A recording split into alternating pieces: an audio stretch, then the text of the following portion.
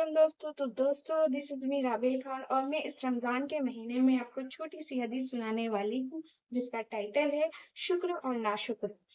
तो सहाबाए किराम के जमाने में एक बादशाह थे और एक फकीर था। तो जो बादशाह थे उनके पास बेशुमार दौलत थी। वो अल्लाह के हमेशा शुक्र किया करते थे, वो अल्लाह का इबादत करते थे, सब कुछ किया करते थे। उनके पास बेशुमार दौलतें थी जो खत्म कभी होती ही नहीं थी। उसी जमाने में एक फकीर था जिसके पास कुछ भी नहीं था एक गमछा के अलावा। और वो जो था वो अल्लाह का शुक्र नहीं किया करता था, उल्टा अल्लाह को पूछता था कि मुझे ऐसा क्यों बनाया। उस जमाने में एक शख्स थे जो कि अल्लाह से मुलाकात के लिए जा रहे थे। तो जो ये बादशाह थे उन्होंने कहा उस शख्स से, क्या आप अल्लाह से मिलने के लिए जा रहे हैं? तो वो बोले हाँ।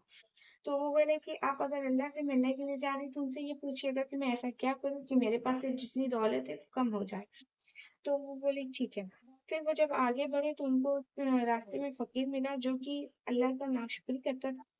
तो उन्होंने कहा उस शख्स से कि आप अल्लाह से मिलने जा रहे हो? तो वो बोले हाँ, मैं अल्लाह से मिलने जा रहा हूँ। तो उन्होंने कहा कि आप अल्लाह से ये पूछिए कि मैं ऐसा क्या करूँ कि मेरे पास बेशुमार दौलत हो जाए। ठीक है।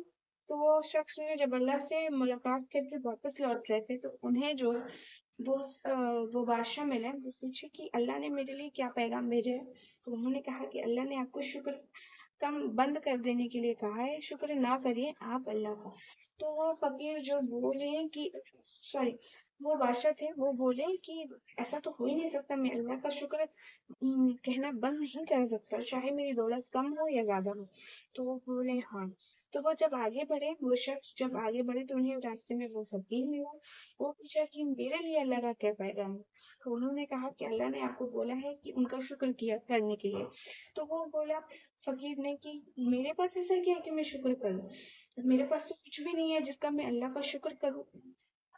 तो उसके पास जो वो गमछा भी था ना, ऐसा हवा का झोंका चला कि वो गमछा भी उड़ गया। तो इससे ये सबक हासिल होता है कि आपके पास कुछ भी ना रहे फिर भी आप अल्लाह का शुक्र करो, क्योंकि आपके पास आंख है, कान है, नाक है जो कि अल्लाह का दिया हुआ है। बहुत लोगों के पास में तो वो भी नहीं है।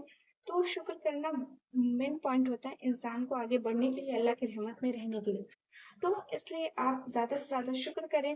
और जब आप अल्लाह का शुक्र नहीं करते हैं किसी भी हाल में, तो आप नाशुक्रे होते हैं और अल्लाह की रहमत से गाफिल हो जाते हैं। तो इसलिए आप अल्लाह का जितना शुक्र करें उतना कम है।